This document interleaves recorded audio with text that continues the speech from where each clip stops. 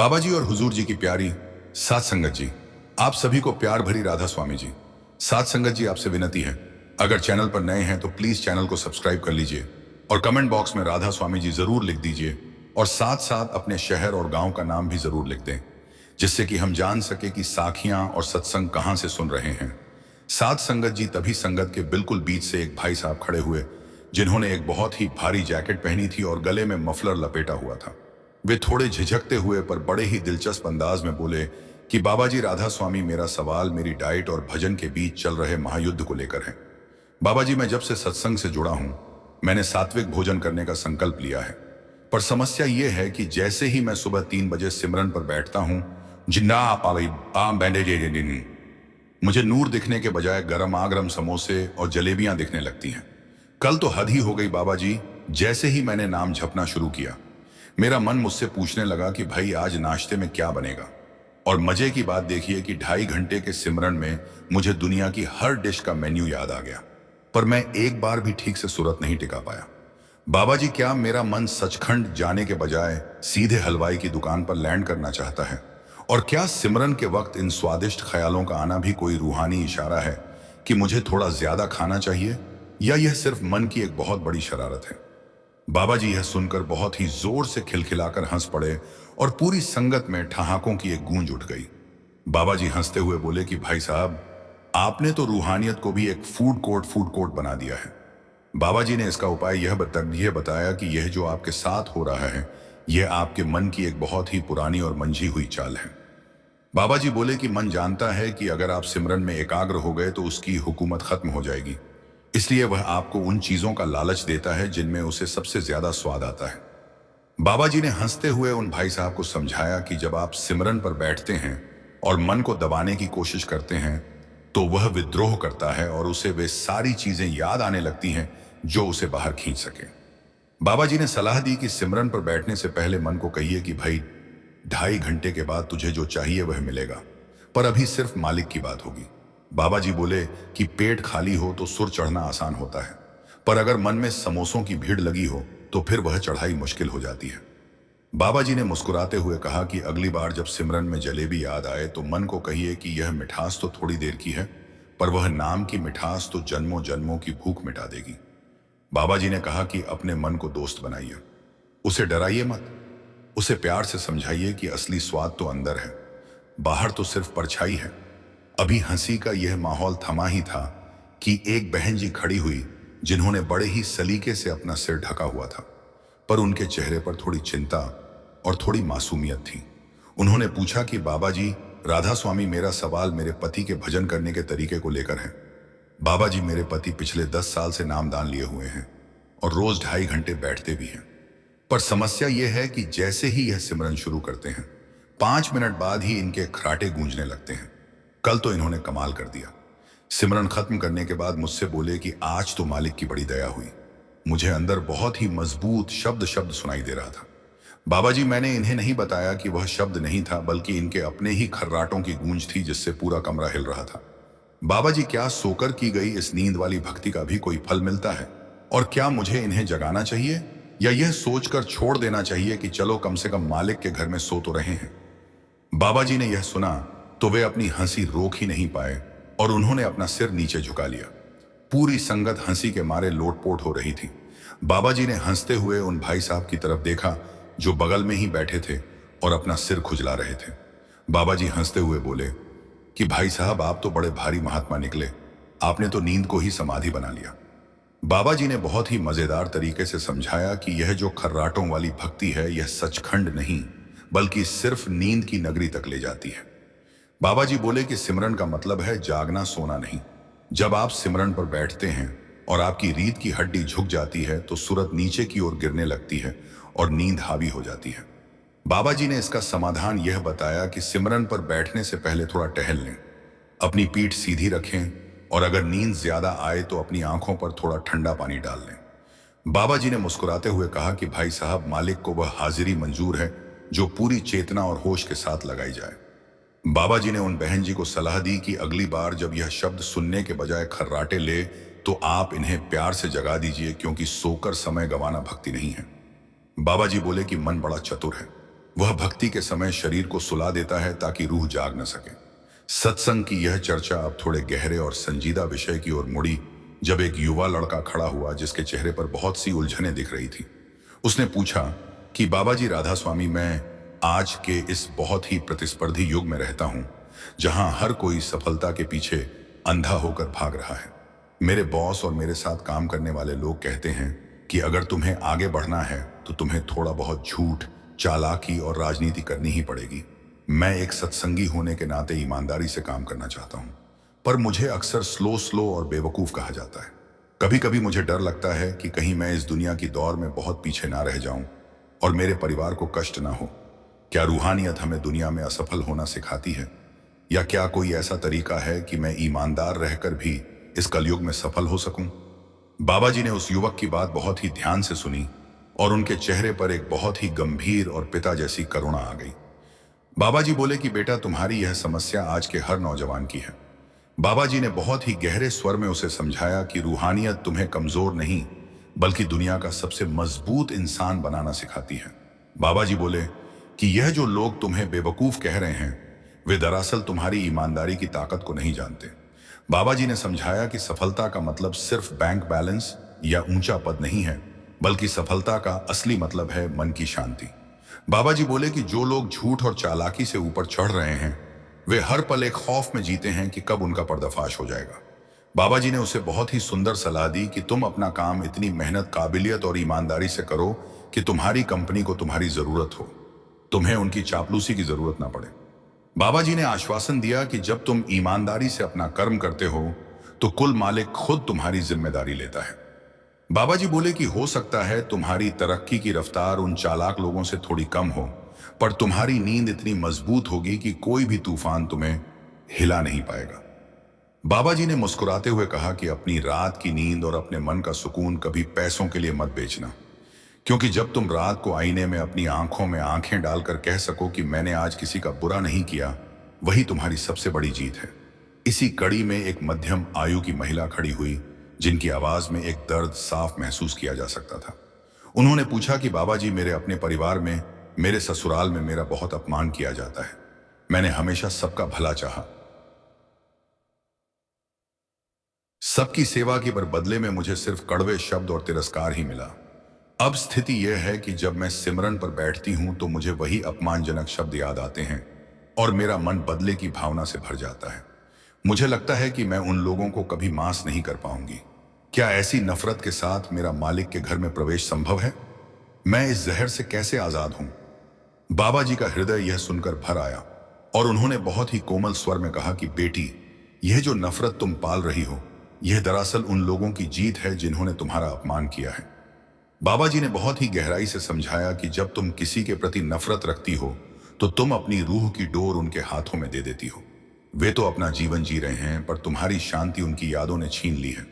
बाबा जी बोले कि माफी मांगना बहादुरी है, पर माफ कर देना महानता है। बाबा जी ने उसे बताया कि तुम उन्हें इसलिए माफ मत करो कि वे इसके लायक हैं, बल्कि इसलिए माफ करो क्योंकि तुम्हारी रूह इस बोझ से आजाद होना चाहती है।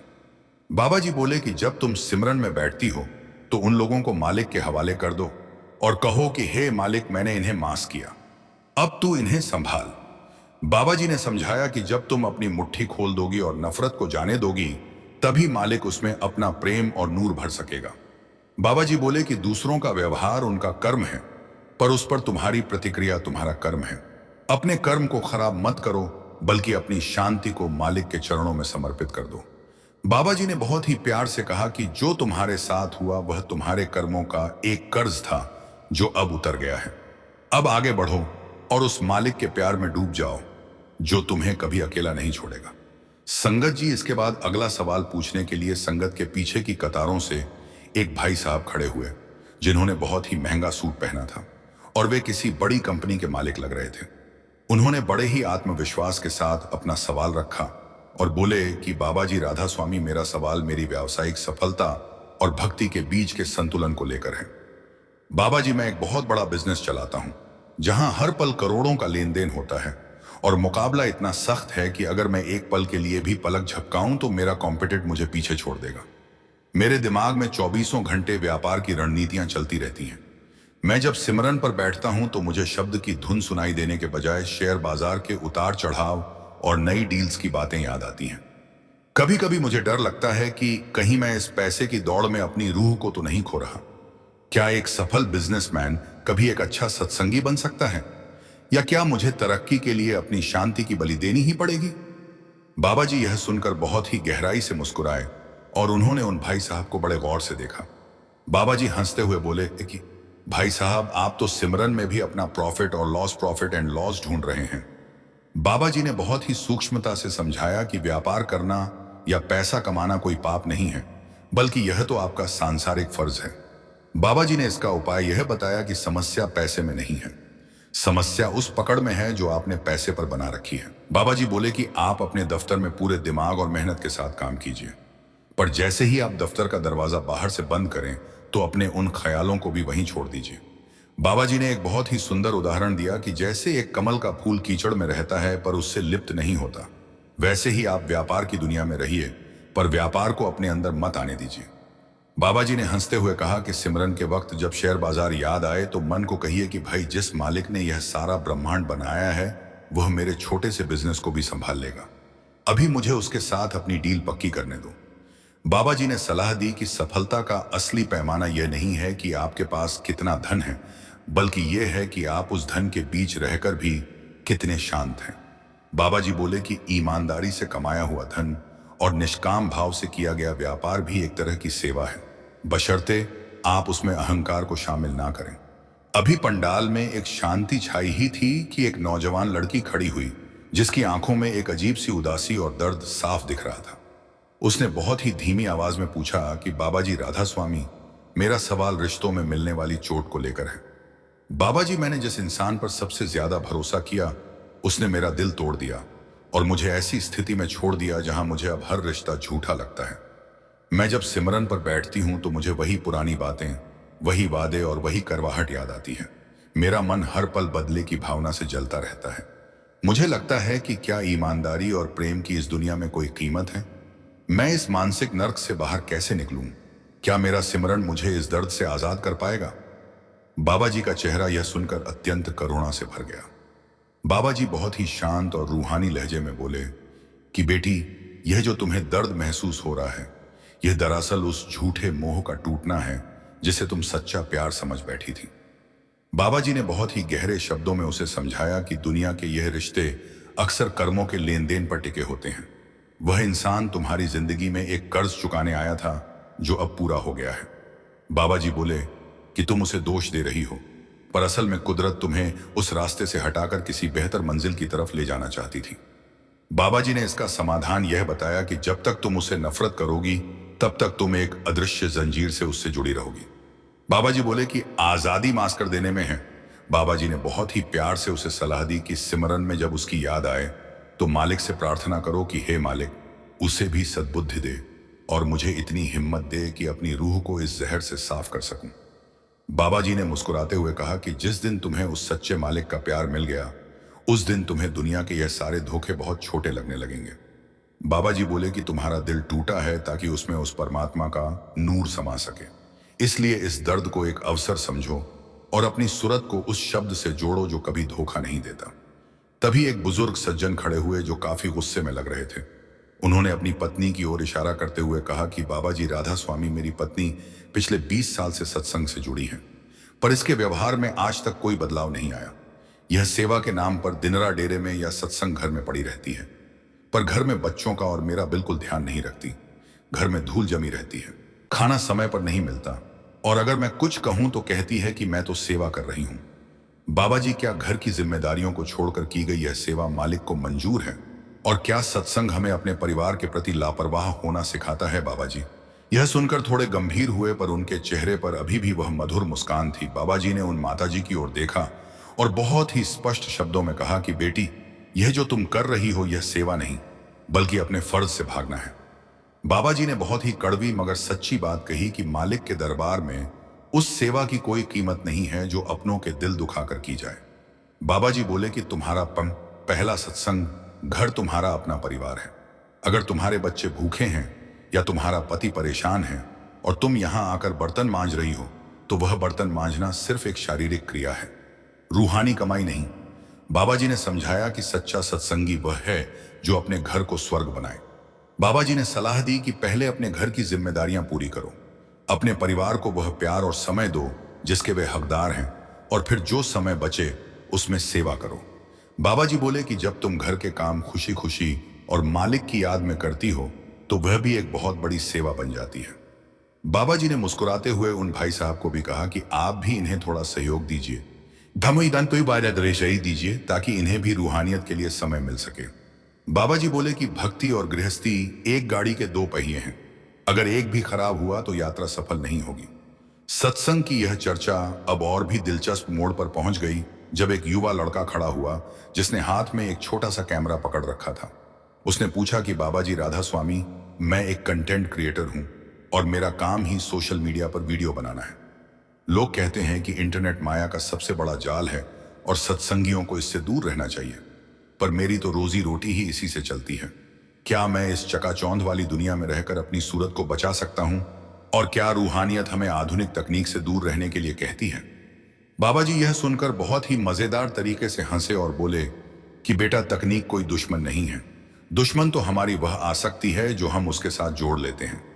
बाबा जी ने बहुत ही आधुनिक अंदाज में समझाया कि चाकू से सब्जी भी काटी जा सकती है और किसी का गला भी, यह इस पर निर्भर करता है कि उसका इस्तेमाल कौन कर रहा है। बाबा जी बोले कि अगर तुम इंटरनेट का इस्तेमाल नेक काम के लिए कर रहे हो, लोगों में खुशियां बांटने के लिए कर रहे हो, या अपनी मेहनत की कमाई के लिए कर रहे हो, तो इसमें कुछ भी गलत नहीं है। बाबा जी ने इसका उपाय यह बताया कि बस एक बात का ध्यान रखना कि तुम इंटरनेट के मालिक बनो, उसके गुलाम नहीं। बाबा जी बोले कि जब तुम सिमरन पर बैठो तो तुम्हारा वह डिजिटल कैमरा बंद होना चाहिए और अंदर का वह रूहानी कैमरा खुलना चाहिए। बाबा जी ने मुस्कुराते हुए सलाह दी कि अपनी रचनात्मकता को मालिक की देन समझो और उसका इस्तेमाल कभी किसी को नीचा दिखाने या झूठ फैलाने के लिए मत करो। बाबा जी बोले कि एक सत्संगी आधुनिक भी हो सकता है और रूहानी भी, बस उसकी प्राथमिकताएं साफ होनी चाहिए। इसी कड़ी में एक वृद्ध सज्जन ने सवाल किया कि बाबा जी, मेरी सेहत अब बहुत खराब रहने लगी है और डॉक्टरों ने कहा है कि मुझे जल्द ही एक बड़ा ऑपरेशन कराना पड़ेगा। मुझे ऑपरेशन से डर नहीं लगता, पर मुझे इस बात का डर है कि अगर मैं बेहोश रहा या शरीर साथ नहीं दिया तो क्या मेरी सूरत उस समय मालिक के साथ जुड़ी रहेगी? क्या बीमारी में नाम झपते हुए भी अगर सांस निकल जाए तो क्या गुरु संभाल लेगा? बाबा जी ने उन्हें बहुत ही विश्वास और धीरज के साथ देखा। बाबा जी बोले कि भाई साहब, आप इतनी चिंता क्यों करते हैं? बाबा जी ने समझाया कि जब आप स्वस्थ थे और आपने ईमानदारी से सिमरन किया था तो वह कमाई आपके रूहानी खाते में जमा हो चुकी है। बाबा जी बोले कि बीमारी और बेहोशी तो शरीर की अवस्थाएं हैं, रूह तो कभी बेहोश नहीं होती। बाबा जी ने आश्वासन दिया कि जब शरीर कमजोर पड़ता है तो मालिक की दया और भी ज्यादा तेज हो जाती है। बाबा जी ने बहुत ही रूहानी बात कही कि जिस गुरु ने आपका हाथ तब पकड़ा था जब आप पूरी तरह होश में थे, वह आपका हाथ तब कभी नहीं छोड़ेगा जब आप बेबस होंगे। बाबा जी ने सलाह दी कि आप बस उस पर भरोसा रखिए और अपने मन में उसका नाम दोहराते रहिए, चाहे आप अस्पताल के बिस्तर पर ही क्यों ना हो। बाबा जी बोले कि मालिक की नजर हर पल आप पर है और वह हर मुश्किल घड़ी में आपके साथ खड़ा है। तभी संगत के बीच से एक बहुत ही वृद्ध सज्जन खड़े हुए जिनकी उम्र लगभग 80 साल रही होगी। उनके हाथ कांप रहे थे और आंखों में एक तड़प थी। उन्होंने बहुत ही धीमी आवाज में पूछा कि बाबा जी, मुझे नामदान लिए 40 साल से ज्यादा हो गए हैं और मैंने अपनी पूरी उम्र कोशिश की है कि मैं 2.5 घंटे सिमरन करूं और सेवा में रहूं, पर अब जब मौत का समय करीब लग रहा है तो मन में एक अजीब सी घबराहट होती है। मुझे डर लगता है कि क्या वाकई उस पार आप मेरा हाथ थामने के लिए खड़े होंगे? क्या मुझे उस अंधेरी सुरंग में अकेले तो नहीं जाना पड़ेगा? क्या मेरे जीवन की छोटी छोटी गलतियां मेरा रास्ता तो नहीं रोकेंगी? बाबा जी ने उन्हें बहुत ही प्यार और धीरज के साथ देखा और उनका चेहरा एक अलौकिक नूर से चमकने लगा। बाबा जी ने बहुत ही तसल्ली देते हुए उन्हें समझाया कि भाई साहब, आप इतनी चिंता क्यों करते हैं? बाबा जी ने हंसते हुए बड़े ही रूहानी अंदाज में कहा कि जिस गुरु ने आपका हाथ इस दुनिया के शोर शराबे में थाम रखा है, क्या आपको लगता है कि वह उस सबसे जरूरी मोड़ पर आपको अकेला छोड़ देगा? बाबा जी ने इसका समाधान यह बताया कि मौत कोई डरावनी चीज नहीं है, बल्कि यह तो उस पुराने फटे हुए लिबास को उतारने जैसा है जो अब रूह के काम का नहीं रहा। बाबा जी बोले कि गुरु का वादा कोई कागज का टुकड़ा नहीं है, बल्कि यह तो रूहानी कानून है। बाबा जी ने आश्वासन दिया कि जब रूह इस शरीर को छोड़ती है तो गुरु का नूरानी स्वरूप वहां साक्षात खड़ा होता है। और वह सफर अंधेरा नहीं बल्कि करोड़ों सूर्यों के प्रकाश से भी ज्यादा उज्जवल होता है। बाबा जी ने मुस्कुराते हुए कहा कि आप बस अपना सिमरन मजबूत रखिए, बाकी की जिम्मेदारी मालिक की है। बाबा जी बोले कि जो जीते जी मरना सीख गया उसे फिर मौत का कोई खौफ नहीं रहता, क्योंकि वह तो रोज सिमरन के जरिए उस पार की सैर करके आता है। अभी पंडाल में एक भावुक खामोशी छाई ही थी कि एक बहन जी खड़ी हुई, जिनके चेहरे पर सेवा का गर्व साफ दिख रहा था। उन्होंने पूछा कि बाबा जी, मैं पिछले 15 सालों से लंगर में और सफाई में बहुत सेवा करती हूँ। मैं सुबह से रात तक डेरे के कामों में लगी रहती हूँ, पर मुझे दुख तब होता है जब लोग मेरी मेहनत की सराहना नहीं करते या जब दूसरे सेवादार मुझसे आगे बढ़ने की कोशिश करते हैं। मुझे लगता है कि मैं इतनी सेवा कर रही हूँ तो मुझे कुछ खास सम्मान मिलना चाहिए। क्या मेरी यह सोच गलत है? बाबा जी यह सुनकर बहुत ही सूक्ष्मता से मुस्कुराए और उन्होंने उन बहन जी को बहुत ही गहराई से समझाया। बाबा जी ने हंसते हुए कहा कि बेटी, सेवा वह नहीं है जो दुनिया को दिखाई जाए या जिसके बदले में सम्मान की इच्छा की जाए। बाबा जी ने इसका उपाय यह बताया कि असली सेवा तो वह है जो गुप्त हो और जिसमें मैं का एक कतरा भी ना हो। बाबा जी बोले कि अगर आप सेवा कर रही हैं और बदले में तारीफ चाहती हैं तो वह सेवा नहीं बल्कि एक सौदा है। बाबा जी ने समझाया कि मालिक आपके हाथों की मेहनत को नहीं बल्कि आपके दिल के भाव को देखता है। बाबा जी ने सलाह दी कि जब आप झाड़ू लगाती हैं या बर्तन मांजती हैं तो यह सोचिए कि आप मालिक के चरणों की धूल साफ कर रही हैं। बाबा जी बोले कि सेवा का असली फल प्रसिद्धि नहीं है बल्कि सेवा का फल है सिमरन में रस का आना। बाबा जी ने बहुत ही सादगी से कहा कि अगर सेवा के बाद भी मन में अहंकार है तो समझिए कि आपने अभी सेवा का मर्म ही नहीं समझा। बाबा जी ने मुस्कुराते हुए कहा कि भीड़ में पीछे खड़े होकर की गई निष्काम सेवा उस सेवा से कहीं बड़ी है जो मंच पर चढ़कर नाम कमाने के लिए की जाए। तभी एक मध्यम आयु के व्यक्ति खड़े हुए जिन्होंने पूछा कि बाबा जी, हम सिमरन पर बैठते हैं और कोशिश भी पूरी करते हैं, पर हमें आज तक कोई शब्द या धुन सुनाई नहीं दी। कभी कभी मन मायूस हो जाता है कि क्या हमारे अंदर कुछ कमी है या मालिक हमसे नाराज है। क्या यह रास्ता इतना कठिन है कि एक साधारण इंसान के लिए वहां तक पहुंचना नामुमकिन है? बाबा जी ने बहुत ही संजीदगी से उनकी बात सुनी और उन्हें समझाते हुए कहा कि भाई साहब, आप फल की चिंता बहुत जल्दी करने लगते हैं। बाबा जी ने एक किसान का उदाहरण दिया और बोले कि जैसे किसान बीज बोता है और फिर धैर्य के साथ उसके बढ़ने का इंतजार करता है, वैसे ही सिमरन भी एक बीज है। बाबा जी ने इसका समाधान यह बताया कि आप यह मत देखिए कि आपको क्या सुनाई दे रहा है, आप यह देखिए कि क्या आपके जीवन में बदलाव आ रहा है। बाबा जी बोले कि क्या आपका क्रोध कम हुआ है, क्या आपके अंदर दया और प्रेम बढ़ा है? अगर हाँ तो समझिए कि नाम अपना काम कर रहा है। बाबा जी ने समझाया कि वह शब्द तो हर वक्त गूंज रहा है, पर आपके मन का शोर इतना ज्यादा है कि आप उस बारीक संगीत को पकड़ नहीं पा रहे। बाबा जी ने सलाह दी कि आप अपनी हाजिरी लगाते रहिए, चाहे कुछ दिखे या ना दिखे। बाबा जी ने हंसते हुए कहा कि मालिक कभी किसी की मेहनत को उधार नहीं रखता, वह सही समय आने पर दरवाजा जरूर खोलेगा। बाबा जी बोले कि सिमरन कोई कसरत नहीं है बल्कि यह तो उस मालिक के दर पर की गई एक पुकार है और वह पुकार कभी खाली नहीं जाती।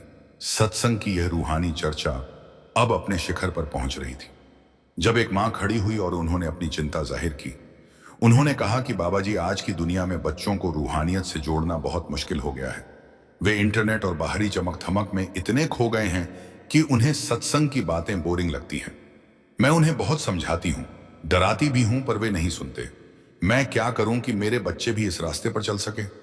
बाबा जी ने बहुत ही कोमलता से उस मां को देखा और मुस्कुराते हुए बोले कि बेटी, बच्चों को उपदेश मत दो बल्कि खुद उदाहरण बनो। बाबा जी ने इसका उपाय यह बताया कि बच्चे वह नहीं करते जो आप कहते हैं, वे वह करते हैं जो आप करते हैं। बाबा जी बोले कि अगर आप घर में हर वक्त चिड़चिड़ी रहती है, गुस्सा करती है और फिर सत्संग की बातें करती है तो बच्चे कभी प्रभावित नहीं होंगे। बाबा जी ने सलाह दी कि अपने व्यवहार को इतना मीठा और प्रेमपूर्ण बनाइए कि बच्चे खुद पूछे कि माँ, आपको इतनी शांति कहाँ से मिलती है? बाबा जी बोले कि रूहानियत जबरदस्ती थोपने की चीज नहीं है, यह तो सुगंध की तरह है जिसे महसूस किया जाता है। बाबा जी ने मुस्कुराते हुए कहा कि बच्चों को उनके हिस्से का जीवन जीने दीजिए, बस आप उनके लिए प्रार्थना कीजिए और अपनी भक्ति मजबूत रखिए। बाबा जी बोले कि जब आपका विपाव का अपना जीवन बदल जाएगा तो आपके घर की ऊर्जा अपने आप बच्चों को सही रास्ते पर ले आएगी। सत्संग के अंतिम पड़ाव पर बाबा जी ने पूरी संगत को संबोधित करते हुए एक बहुत ही भावुक संदेश दिया। बाबा जी ने बहुत ही धीमे और गंभीर स्वर में कहा कि संगत जी, यह जीवन रेत की तरह हाथों से फिसलता जा रहा है। इसे छोटी छोटी नफरतों, ईर्ष्या और सांसारिक झगड़ों में मत गवाओ। बाबा जी ने समझाया कि आप यहाँ अकेले आए थे और अकेले ही जाना है। साथ सिर्फ आपका नाम और आपकी नेकी जाएगी। बाबा जी ने सबको आशीर्वाद देते हुए कहा कि खुश रहना सीखो, क्योंकि एक उदास मन कभी रूहानी चढ़ाई नहीं कर सकता। बाबा जी बोले कि हर परिस्थिति में मालिक का शुक्राना कीजिए, चाहे वह सुख हो या दुख, क्योंकि वह जो भी करता है उसमें कोई ना कोई भलाई छिपी होती है। बाबा जी ने बहुत ही प्यार से कहा कि अपनी हर सांस को मालिक की याद में पिरो लीजिए और दुनिया के सारे काम करते हुए भी अपनी सूरत को उस शब्द के साथ जोड़कर रखिए। प्यार से बोलिए, जी धन धन सद्गुरु तेरा ही आसरा। आज की यह रूहानी वीडियो उन टूटे हुए और थके हुए दिलों के लिए है, जिन्होंने दिन रात रो रो कर हुजूर जी के आगे अपनी झोली फैलाई है, जिनकी आंखें इंतजार करते करते चौखट पर ही पथरा सी गई हैं, जो हर रोज इस उम्मीद में सूरज को ढलते देखते हैं कि शायद आज उनकी मुराद पूरी हो जाए, पर फिर भी अभी तक उनकी अरदास पूरी नहीं हुई। हुजूर जी की प्यारी साध संगत जी, हम इंसान हैं और हमारा सब्र बहुत कच्चा है। हम अक्सर उस मालिक से गिले शिकवे करने लगते हैं कि ए मेरे दाता, क्या मेरी करुण पुकार तेरे दर तक नहीं पहुंचती? क्या मेरी बंदगी, मेरी भक्ति में कोई ऐसी भारी कमी रह गई है जो तू सुनकर भी अनसुना कर रहा है? क्या मैं तेरा वह बच्चा नहीं जिसका हाथ तूने कभी थामा था? कई बार हालात इतने कठिन हो जाते हैं कि हम हार मानने लगते हैं। हमारा मन डाम वाडोल होने लगता है और विश्वास की लौ बुझने लगती है। हमें लगता है कि शायद हम इस भीड़ में अकेले रह गए हैं और वह कुल मालिक हमारी तकलीफों और इन बेहिसाब गिरते आंसुओं से बेखबर पर हैं। पर प्यारे भाइयों और बहनों, क्या आप जानते हैं कि उस बेपरवाह शहंशाह की इस गहरी खामोशी में भी रहमत का एक बहुत बड़ा राज छिपा होता है। जब वह चुप होता है तो वह आपके लिए कुछ ऐसा गद रहा होता है जो आपकी सोच और आपकी छोटी सी मांग से कहीं बड़ा है। जैसे एक कुम्हार मिट्टी को सुंदर आकार देने के लिए बाहर से उसे थपकी मारता है, पर अंदर से उसे बड़े प्यार से सहारा दिए रहता है। ठीक वैसे ही हमारा मुर्शिद हमें दुखों की भट्टी में तपाकर कुंदन बना रहा होता है, ताकि हम दुनिया की ठोकरों को सहने के लायक बन सकें। अक्सर हम जिसे देरी समझते हैं वह दरअसल उस मालिक की तैयारी होती है। वह हमें उस नेमत को संभालने के काबिल बना रहा होता है जिसकी हमने मांग की है। आज हम उसी एक गुप्त वजह के बारे में विस्तार से बात करेंगे, जिसे जानकर आपके मन के सारे गिले शिक, सारे दर्द और सारी शिकायतें पल भर में शुक्राने में बदल जाएंगी। आप जान पाएंगे कि क्यों वह दयालु पिता कभी कभी हमारी पुकार सुनकर भी उसे पूरा करने में देरी करता है, और कैसे वह देरी दरअसल हमारे ऊपर होने वाला उसका सबसे बड़ा उपकार है। आज की यह चर्चा आपके भीतर टूटे हुए हौसले को फिर से जिंदा कर देगी, आपके डगमगाते कदमों को स्थिरता देगी और आपकी आंखों से विरह के नहीं बल्कि सुकून और तृप्ति के आंसू छलक उठेंगे। दुनिया की सारी चिंताओं को, घर बार के शोर को और मन के उलझावों को कुछ देर के लिए बाहर छोड़ दीजिए। बस कुछ अनमोल पलों के लिए अपने पूर्ण मुर्शद की गोद में सर रखकर आंखें मूंद कर इस गहरे रूहानी सत्य को महसूस कीजिए, क्योंकि यकीन मानिए आज की यह आवाज शायद साक्षात हुजूर जी का आपके लिए कोई खास पैगाम है, जो आपको यह बताने के लिए आई है कि बच्चे, तूने भले ही हिम्मत हार दी हो, पर मैंने तेरा हाथ नहीं छोड़ा, घबरा मत। मैं हर कदम पर तेरे साथ हूं और तेरी हर एवं का हिसाब मेरे पास है। हुजूर जी की प्यारी साथ संगत जी, हम अक्सर गिले शिकवे करते हैं कि दाता, क्या मेरी पुकार तुझ तक नहीं पहुंचती? क्या मेरी भक्ति में कोई ऐसी कमी है जो तू सुन नहीं रहा? तभी तो किसी प्रेमी ने बड़े ही दर्द के साथ कहा है, मेरी झोली बहुत छोटी है, या फिर तेरे दर पर भीड़ ज्यादा है। मैं कब से खड़ा हूं कतार में, क्या मेरा इम्तिहान लेने का इरादा है? आंखें थक गई हैं तुझे पुकारते पुकारते, अब तो रहम कर दे। क्या मेरी तड़प अधूरी है या तेरा मौन होने का कोई और वादा है? आज हम उस एक गुप्त वजह की बात करेंगे जिसे जानकर आपके सारे गिले शिकवे शुक्राने में बदल जाएंगे। हुजूर जी की प्यारी साध संगत जी, बड़े प्रेम और सत्कार से कहना जी, धन निरंकार जी। साध संगत जी, हम अक्सर इस बात से बहुत विचलित, बेचैन और अंदर तक परेशान हो जाते हैं कि आखिर हमारी अरदास पूरी क्यों नहीं हो रही। हम अक्सर बंद कमरे में बैठकर या सुमिरन के दौरान यही सोचते हैं कि हमने तो पूरी निष्ठा से सेवा की, सत्संग की घड़ियां बिताई और सच्चे दिल से सिमरन भी किया, फिर भी हमारे दुखों का निवारण क्यों नहीं हो रहा? हमारी पुकार उस कुल मालिक के दर तक पहुंच क्यों नहीं रही? दरअसल जब भी हम अरदास के लिए हाथ जोड़ते हैं तो हमारी दृष्टि बहुत सीमित होती है। हम सिर्फ अपने आज को देख रहे होते हैं, हमारी सोच बस मौजूदा हालात, तात्कालिक सुख और दुनियावी जरूरतों तक थमी होती है।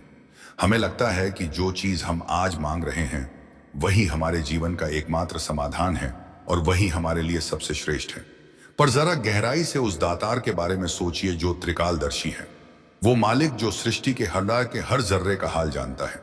वह हमारे सिर्फ इस एक पल को ही नहीं बल्कि हमारे बीते हुए कल के कर्मों और आने वाले हजारों जन्मों के सफर को अपनी दिव्य नजरों से देख रहा है। उसे भली भांति पता है कि जीवन के किस मोड़ पर हमें किस अनुभव की जरूरत है और कौन सी वस्तु हमारे भविष्य के लिए वास्तव में सुखदायी होगी। इस बात को गहराई से समझने के लिए एक सुंदर उदाहरण देखते हैं। जैसे एक छोटा सा अबोध बच्चा कभी कभी खेलक में जलते हुए दिए की लौ को पकड़ने की जिद करने लगता है। वो उसकी चमक से आकर्षित होकर मचलने लगता है, जमीन पर पैर पटकता है, रोता है, चिल्लाता है और अपनी मां से हर हाल में वह दिया मांगता है। बच्चा अपनी नासमझ बुद्धि में एक सुंदर और जगमगाता हुआ खिलौना मांग रहा है, पर उसकी मां उसे वह दिया कभी नहीं देती, चाहे वो कितना भी विलाप क्यों ना कर ले, चाहे वो कितनी ही देर क्यों ना रो ले। उस वक्त वो बच्चा अपनी छोटी सी समझ में शायद यही सोचता है कि मां कठोर हो गई है, वो मेरी दुश्मन है, या शायद वो अब मुझसे प्यार नहीं करती। वह सोचता है कि मां मेरी बात अनसुनी कर रही है, पर मां की ममता और उसकी दूरदर्शिता जानती है कि अगर उसने वह दिया बच्चे के हाथ में दे दिया तो उसका कोमल हाथ बुरी तरह झुलस जाएगा।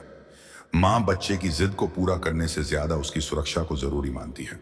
साध संगत जी, ठीक वैसे ही हम अपनी अज्ञानता और दुनियावी चकाचौंध में मालिक से अक्सर वह आग मांग रहे होते हैं जो आगे चलकर हमारे जीवन को राख कर सकती है। हम उन भौतिक सुखों, पद प्रतिष्ठा या उन रिश्तों के लिए तड़पते हैं जो शायद हमारे रूहानी सफर में एक बहुत बड़ी बाधा बन सकते हैं। कभी कभी हमें लगता है कि अमुक वस्तु मिल जाने से हम सुखी हो जाएंगे, पर वह दातार जानता है कि वह वस्तु मिलते ही हमारा अहंकार बच जाएगा या हम भक्ति के मार्ग से भटक जाएंगे। इसलिए जब हमारी अरदास पूरी नहीं होती तो यकीन मानिए वह उस दयालु पिता का इनकार नहीं बल्कि उसकी असीम रहमत होती है। वह हमें किसी बड़े आत्मिक, मानसिक या शारीरिक नुकसान से बचाने के लिए खामोश रह जाता है। वह हमें वह नहीं देता जो हम अपनी सीमित बुद्धि से चाहते हैं, बल्कि वह हमें वही प्रदान करता है जिसकी हमें हकीकत में जरूरत है। साध संगत जी, वह दातार हमसे कहीं ज्यादा हमारे भले की चिंता करता है। उसे पता है कि फल कब पकना है और कब उसे झोली में डालना है। इसलिए उसकी रजा में राजी रहना, उसके हुक्म को सिर माथे पर रखना और हर हाल में चाहे सुख हो या दुख उसका शुक्राना करना ही सबसे बड़ी बंदगी है। भक्ति का अर्थ ही यही है कि मेरी इच्छा नहीं बल्कि तेरी इच्छा पूरी हो। इस अटूट विश्वास के साथ जीवन जिए कि अगर उस निरंकार ने हमारा हाथ थामा है तो वह कभी भी हमारा बुरा नहीं होने देगा। वो जो भी करेगा, जिस भी हाल में रखेगा, वह हमारे रूहानी कल्याण और सच्चे सुख के लिए ही होगा। बस धैर्य रखें, रखें, भरोसा रखें और सेवा सिमन में मग्न रहें, क्योंकि वह सब देख रहा है और वह सब जानता है। मालिक की इस रहमत पर यह चंद लाइनें गौर फरमाइएगा। वो जानता है कि क्या मेरे लिए जहर है और क्या दवा, तभी तो वह कभी खामोश रहता है तो कभी बन जाता है हवा। मैं जिसे अपनी बर्बादी समझकर रोता रहा रात भर, वहीं मेरी रूह के लिए उसके दर की सबसे बड़ी शिफा थी। हुजूर जी बड़ी रहमत के साथ फरमाते हैं कि मैं अपने बच्चों को वह नहीं देता जो पल भर के लिए उनकी आंखों को लुभाता है या जो उनकी नफ्स को कुछ देर के लिए अच्छा लगता है, बल्कि मैं तो उन्हें वह बख्शता हूं जो उनके रूहानी सफर की मंजिल तय करने के लिए और उनकी आत्मा की असल तरक्की के लिए वाकई हक में होता है। हम अक्सर अपनी छोटी सी बुद्धि इस दुनियावी मोह माया के चश्मे और नश्वर इच्छाओं के साथ उन चीजों की जिद कर बैठते हैं जो शायद हमारे लिए मीठे जहर के समान हो।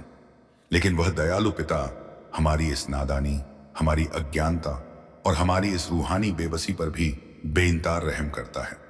वह हमें उस भारी नुकसान और गहरे अंधेरों से बचा लेता है जिसका हमें अंदाजा भी नहीं, क्योंकि उसकी नजर हमारे आज पर नहीं बल्कि हमारे आगे छने वाले जन्मों के उद्धार पर होती है। कभी शांत मन से एकांत में बैठकर गहराई से सोचा है कि अगर हमारी मांगी हुई हर जायज नाजायज अरदास, हर वह छोटी बड़ी ख्वाहिश और हमारी मनमर्जी फौरन पूरी हो जाती, तो क्या हम कभी अपने भीतर के उस विकराल अहंकार को छोड़कर उसकी पावन चौखट पर झुकना सीख पाते?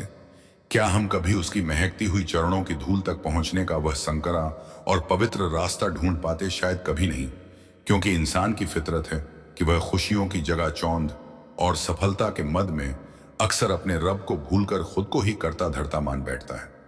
असल में वह दुख का साया, वह मन का खालीपन, वह रातों की बेचैनी और वह विरह की तड़प ही तो है जिसने हमें उस कुल मालिक की याद में तड़पना, उसे पुकारना और हर मुश्किल में उसकी ओट लेना सिखाया है। यह मुश्किलें कोई सजा या इम्तिहान नहीं, बल्कि उसके और करीब आने का, उसकी गोद में समा जाने का एक रूहानी निमंत्रण है। अगर जिंदगी का हर मोड़ हमारी मर्जी से तय होता, हर कांटा रातों रात फूल बन जाता और दुनिया की हर नियामत बिना मांगे आसानी से मिल जाती, तो हम उसे कब का भुलाकर इस झूठी माया के दलदल में और गहरे धंस चुके होते। हम इस संसार की परछाइयों को ही सच मान बैठते। वह हमें कुछ देने में देरी इसलिए नहीं करता कि उसके भंडार में कोई कमी है या वह हमारी चीख पुकार सुनकर अनसुना कर रहा है। कमी तो हमारे पात्र में है। वह तो उस मुकम्मल घड़ी का इंतजार करता है जब हमारी रूह सांसारिक मैल और विकारों से तड़प कर पूरी तरह साफ हो जाए, जब हमारे भीतर का मैं यानी यह झूठा हम पूरी तरह मर जाए और हम उसकी उस असीम और असली रहमत को संभालने के काबिल बन सके। वह चाहता है कि हम सिर्फ उसकी दी हुई इन मिट्टी की दातों और खिलौनों में ही ना उलझे रहे, बल्कि उन फानी और मिट जाने वाली चीजों से ऊपर उठकर सीधा उस दातार के नूर से जुड़ सके। वह तो अक्सर हमसे मिट्टी के चमकीले कांच के टुकड़े सिर्फ इसलिए छीन लेता है क्योंकि उसके पास हमें देने के लिए एक अनमोल रूहानी हीरा, एक रूहानी दौलत तैयार रखी है। वो नहीं चाहता कि हम कौड़ियों के बदले अपनी रूह का सौदा कर लें। बस हमें जरूरत है तो उस पर एक अटूट अडिग और बिना किसी शर्त वाला भरोसा रखने की। यह विश्वास कि जो वह कर रहा है, जिस हाल में उसने हमें रखा है और जिस कठिन मोड़ से वह आज हमें गुजार रहा है, वही हमारे जन्मों जन्मों के कल्याण के लिए सबसे बेहतर, सबसे सटीक और सबसे खूबसूरत है। उसकी रजा में राजी होना ही बंदगी की असल शुरुआत है। वह एक गहरी अनकही और बेहद गुप्त वजह जिसकी वजह से आपकी बरसों पुरानी अरदास आज भी मालिक की दहलीज पर रुकी हुई है। वो दरअसल कोई रुकावट उसकी बेरुखी या आपकी बदकिस्मती नहीं है। हकीकत तो यह है कि जिसे आप आज अपनी हार या अपनी सबसे बड़ी नाकामी समझकर रातों को जाग रहे हैं, वह असल में मालिक का आपसे भी कहीं ज्यादा बड़ा गहरा और पाक प्लान है। इंसान होने के नाते हमारी मासूम नजर अक्सर वहीं तक सिमट कर रह जाती है जहां तक हमारी जरूरतें और दुनियावी इच्छाएं हैं, लेकिन उस परवरदिगार की दिव्य दृष्टि वहां है जहां आपकी अनंत नियति और रूह का सुकून खड़ा है। आप शायद अपनी झोली भरने के लिए उससे सिर्फ एक छोटा सा पत्थर मांग रहे हैं जिसे आप अपनी नासमझी में अपना सब कुछ मान बैठे हैं, पर यकीन मानिए वो आपके लिए पर्दे के पीछे हीरों की एक पूरी खान तराश रहा है। वो आपको सिर्फ दुनिया का वह छोटा सा वक्त के साथ धूल बन जाने वाला सुख नहीं देना चाहता, बल्कि वह तो आपकी रूह को उस परम आनंद और रूहानी आजादी का स्वाद चखाना चाहता है जिसे इस कायनात की कोई भी ताकत आपसे कभी छीन ना सके। वह अपनी दिव्य रूहानी दूरदर्शिता से देख रहा है कि अगर उसने आज आपकी वह मुराद जल्दबाजी में पूरी कर दी तो आपके कर्मों का हिसाब और जीवन का बोझ कम होने के बजाय और बढ़ जाएगा। वह आपकी आत्मा का सच्चा खरख्वाह है, इसीलिए वह बड़े ही प्यार, बेपनाह आदर है, करुणा और अटूट धैर्य से आपके प्रारब्ध के उन कठिन और उलझे हुए धागों को एक एक कर सुलझा रहा है। वह धीरे धीरे आपके संचित कर्मों की उस दीवार को काट रहा है जो आपके और उसकी रहमत के बीच खड़ी है। वह इस वक्त आपके भीतर के शोर, आपकी छटपटाहट और उस अंतहीन बेचैनी को खामोश कर रहा है। वह आपको उस काबिल बना रहा है कि जब वह अपनी बेशुमार रहमतों के दरवाजे पूरी तरह खोले और आपको अपनी अनमोल बख्शीशों से नवाजे तो आपके जीवन में ऐसी पूर्णता, ऐसी स्थिरता और ऐसी गहराई आए कि फिर दुनिया का कोई भी सांसारिक दुख, कोई भी अभाव या कोई पुराना पछतावा आपको छू तक ना सके। याद रखिएगा, उसकी हर देरी में उसकी सबसे गहरी मोहब्बत और आपकी हिफाजत का वादा छुपा है। वो आपको टूटने के लिए नहीं छोड़ रहा, बल्कि वह तो आपको फौलाद की तरह निखारने और कुंदन बनाने में लगा है। उसे पता है कि किस वक्त आपको क्या देना है, इसीलिए अपनी शिकायतों को शुक्राने में बदलिए। बस थोड़ा और भरोसा, थोड़ा और सब्र और उसकी रजा में खुद को सौंप दीजिए, क्योंकि जो वह तैयार कर रहा है वह आपकी कल्पना से भी ज्यादा खूबसूरत है। मालथिन तराश रहा है वह तुझे तभी तो चोट पर चोट दे रहा है। पत्थर से मूरत बनाने के लिए वो तेरा सब कुछ ले रहा है। घबरा मत ए मुसाफिर, इस अंधेरी रात के सन्नाटे से वह तुझे कल की सुनहरी सुबह के लिए आज अंधेरे में रख रहा है। हुजूर जी की प्यारी साथ संगत जी, प्रेम से बोलिए धन निरंकार जी। अक्सर हम अरदास को महज एक जरिया समझ लेते हैं अपनी इच्छाओं को पूरा करवाने का, अपनी सांसारिक मांगों की एक लंबी लिस्ट मालिक के दरबार में पेश करने का। हमें लगता है कि अरदास सिर्फ मांगने का नाम है, एक लेन देन का रिश्ता है। लेकिन रूहानियत की पावन गहराई में उतर कर देखें तो अरदास का असली और रूहानी मतलब है पूर्ण समर्पण। जब हम अपने मैं अभिष्टि अत्यासा मश्क अपनी बुद्धि और अपने अहंकार की दीवार को पूरी तरह गिराकर हाथ जोड़ते हैं और कांपते होठों से भरी हुई आंखों के साथ कह देते हैं कि मेरे दाता, अब जो तेरी रजा है वही मेरी सबसे बड़ी खुशी है, तो यकीन मानिए उसी पल पूरी कायनात का रुख बदल जाता है। जैसे ही हम अपनी मर्जी को उसकी मर्जी में विलीन करते हैं, मालिक की रहमत का दरिया सीधे हमारी खाली झोली की तरफ मुड़ जाता है। प्यारी साध संगत जी, जीवन के उतार चढ़ाव में कभी कभी हमें लगता है कि हमारी पुकार सुनी नहीं जा रही। हम इस भीड़ भरी दुनिया में बिल्कुल तन्हा रह गए हैं। मन उदास होता है, रातों की नींद उड़ जाती है और विश्वास डगमगाने लगता है। पर सच तो यह है कि वो कुल मालिक, वो निरंकार आहन आपकी हर उस धीमी सिसकी को भी सुन रहा है जो गले से बाहर तक नहीं आ सकी। उसे आपके हर उस आंसू की खबर है जो पलकों से गिरने से पहले ही भीतर सूख गया। वो आपसे कोसों दूर किसी सातवें आसमान पर नहीं, बल्कि आपकी धड़कनों और आपकी सांसों से भी ज्यादा करीब है। वो बस सही वक्त का इंतजार कर रहा है, क्योंकि एक मां से भी करोड़ों गुना ज्यादा प्यार करने वाला वह सद्गुरु जानता है कि आपको कब, क्या और कितनी मात्रा में देना है। उसकी खामोशी का मतलब इनकार नहीं है, बल्कि वह आपकी पात्रता बढ़ा रहा है ताकि आप उसकी बड़ी रहमतों को संभाल सके। उसकी योजना, उसकी प्लानिंग हमारी छोटी सी इंसानी सोच से कहीं ज्यादा बड़ी, विशाल और खूबसूरत है। हम सिर्फ आज का देख पा रहे हैं, पर वह हमारे आने वाले कल को भी देख रहा है। आज जिस चीज के ना मिलने पर आप मायूस हैं या जिसे खोने पर आप जार जजार रो रहे हैं, एक दिन जब वह अपनी असीम कृपा का पिटारा खोलेगा तो आप खुद गदगद होकर सजदे में सिर झुकाकर कह उठेंगे कि मेरे दाता, तेरा लाख लाख शुक्र है कि तूने उस वक्त मेरी वो नादान पुकार नहीं सुनी थी। अगर तूने मेरी वह छोटी सी जिद पूरी कर दी होती तो आज मुझे यह अनमोल रहमत, यह रूहानी सुकून और यह विशाल नजारा कभी ना मिलता। साध संगत जी, भक्ति का सार ही यही है कि हम फल की चिंता छोड़कर खुद को उस माली के हवाले कर दें। राहें कितनी भी पथरीली क्यों ना हो, अंधेरा कितना भी गहरा क्यों ना लगे, वह कभी अपने बच्चों का हाथ नहीं छोड़ता। वह हमें टूटने नहीं देता, वही हमें बिखरने नहीं देता।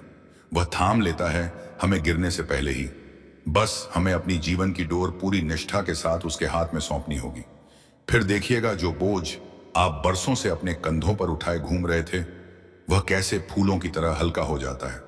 बस हर हाल में उसका शुक्राना करते चलिए, क्योंकि उसकी रजा में ही हमारी सबसे बड़ी जीत छुपी है। जब मन बहुत बेचैन हो तो बस यह याद कर लीजिएगा ना, कर तू फिक्र इतनी कि क्या होगा कल का मंजर पतवार। उसके हाथ में है तो डर कैसा है यह समंदर। वो जो बैठा है ऊपर, उसे सब कुछ का ख्याल है। वो सिर्फ तेरा रब नहीं, वो तो बैठा है तेरे अंदर। हुजूर जी की प्यारी साध संगत जी, बड़े प्रेम और सत्कार से कहना जी, धन निरंकार जी। अक्सर हम इंसान अपनी छोटी सी और सीमित बुद्धि के दायरे में रहकर उस कुल मालिक, उस रब्बे करीम के सामने अपनी फरमाइशों और जरूरतों की एक बहुत लंबी लिस्ट रख देते हैं। हमारी प्रार्थनाओं में, हमारी अरदासों में अक्सर वही चीजें होती हैं जो हमें उस पल में लुभावनी लग रही होती हैं, जो हमारी इंद्रियों को सुख देती है। लेकिन विडंबना देखिए, जब कभी हमारी कोई मुराद पूरी नहीं होती या हालात हमारे मन की मर्जी के मुताबिक नहीं बदलते तो हम फौरन मायूस हो जाते हैं। हमारे मन के किसी कोने में शिकवे जम लेने लगते हैं। हम उदास होकर और बुझे हुए मन से यह सोचने लगते हैं कि शायद उस परमपिता परमात्मा ने हमारी पुकार सुनी ही नहीं, शायद वह हमसे खफा है या शायद वह हमें भूल गया है। लेकिन प्यारी साध संगत जी, सच तो यह है कि वह अंतर्यामी है। वो घट घट की जानने वाला है। हमारी दृष्टि केवल आज की दहलीज तक सीमित है। हम केवल वर्तमान की मुश्किलों को देख रहे हैं, लेकिन वह समर्थ सदगुरु को सदगुरु हमारे आने वाले कल को और हमारे पूरे जीवन के सफर के उतार चढ़ाव को देख रहा होता है। हम नादानी में उससे महज एक छोटा सा खिलौना मांग रहे होते हैं, जबकि उसकी रजा में हमारे लिए किसी विशाल साम्राज्य की योजना बन रही होती है। हम कंकड़ बटोरने की जिद करते हैं और वह पश्चे हमें अनमोल हीरे देने का इंतजार कर रहा होता है। प्यारी साध संगत जी, उस पर अटूट विश्वास रखिए, क्योंकि वह दाता कभी गलत नहीं हो सकता। जब वह अपनी मौज में आकर अपनी करुणा और दया दृष्टि से आपको देना शुरू करेगा तो उसकी रहमतों का सैलाब ऐसा रूहानी होगा कि आपकी झोलियां छोटी पड़ जाएंगी और आपकी कल्पनाएं कम पड़ जाएंगी। उस वक्त आप खुद भाव विभोर होकर अपनी आंखों में शुक्राने के पवित्र आंसू भरकर उसके पावन सजदे में गिर जाएंगे और रंधे हुए गले से कह उठेंगे कि ए मेरे दाता, ए मेरे शहंशाह, तेरा लाख लाख शुक्र है कि तूने उस वक्त मेरी वो नादान बात नहीं सुनी थी। अगर उस समय तूने मेरी वह छोटी सी जिद, मेरी वह सीमित सोच वाली पुकार पूरी कर दी होती, तो आज जो यह अनमोल रहमत, यह रूहानी सुकून और यह महान दातें मुझे मिली हैं, मैं इनसे हमेशा हमेशा के लिए महरूम रह जाता। याद रखिए, उसका हर फैसला, उसकी हर रजा हमारे हज में ही होती है, चाहे उस पल हमें वह कड़वी ही क्यों ना लगे। वो एक कुशल माली है। उसे बखूबी पता है कि किस पौधे को कब पानी देना है और कब उसकी काट छांट करनी है ताकि वह भविष्य में महक सके। बस हमें जरूरत है तो थोड़े से सब्र की, निरंतर सिमन की और उसकी रजा में राजी रहने के हुनर की। जब हम अपनी हस्ती को मिटाकर खुद को उसके चरणों में पूरी तरह समर्पित कर देते हैं तो फिर हमारी सारी चिंताएं उसकी चिंता बन जाती हैं और हमारा जीवन सहजता के आनंद से भर जाता है।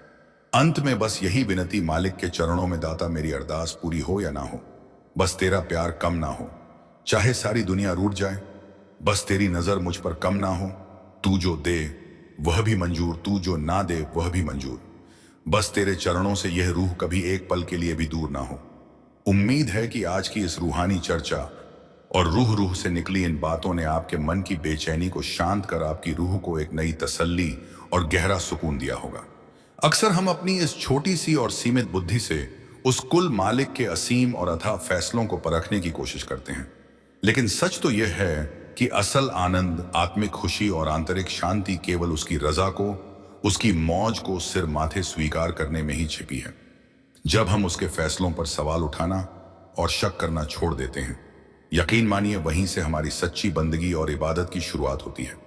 सदगुरु की ओट परिवार का अटूट हिस्सा बनने के लिए इस चैनल को जरूर सब्सक्राइब करें, ताकि रूहानियत के इस पावन और पवित्र सफर में हम एक दूसरे का हाथ थामकर सदगुरु के अनमोल वचनों की रोशनी में उस सच्चे मालिक की राह पर निरंतर आगे बढ़ते रहें। इस वीडियो को अपने उन तमाम प्यारे भाई बहनों, परिवार के सदस्यों और मित्रों के साथ एक निस्वार्थ सेवा समझकर साझा करें, जो आज अपनी किसी अधूरी अरदास, किसी अधूरे सपने या जीवन की कठिन परिस्थितियों से टूट चुके हैं और उदासी के गहरे साए में जी रहे हैं। आपका एक छोटा सा साझा किया गया रूहानी विचार उनके बुझते हुए दिए में उम्मीद की लौ जगा सकता है और उन्हें यह समझाने में मदद कर सकता है कि मालिक की रजा में राजी रहना ही इस दुनिया की सबसे बड़ी और सच्ची इबादत है।